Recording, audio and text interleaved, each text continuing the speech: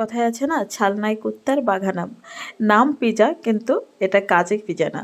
যখন বাচ্চারা খুব বেশি বায়না করে বা তাদের খাওয়ানোর কোনো কিছুই পাওয়া যায় না, তখন হাতের কাছে থাকা 2-3টা উপকরণ দিয়ে এভাবে আমার মতো করে পিজা বানিয়ে বাচ্চাদেরকে খাওয়াতে পারেন।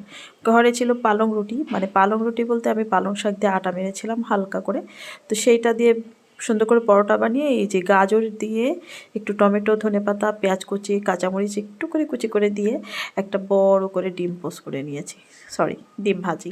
এটা কিন্তু ডাবল ডিম ছিল, আর এটাই খেতে এত মজা হয়েছিল। তো ডাবল ডিম ডাবল রুটি দিয়ে আমি বানিয়ে দিলাম ডাবল পরোটা, সরি ডাবল পিজা। এভাবে বাচ্চাদেরকে কিন্তু সুন্দর করে খাওয়াতে পারেন এবং তারা এটা খেয়ে বলবে আবার বানিয়ে দিতে। তখন কিন্তু আপনি আর আমি দুজনেই বিপদে পড়ে যাব। এত মজার হয়েছিল এটা, আর দেখতেও কত ইয়ামি লাগতেছিল। আপনারাও কিন্তু ট্রাই করে দেখতে পারেন, আপনার ছোট্ট সোনামণির জন্য এটা বানিয়ে দিতে পারেন।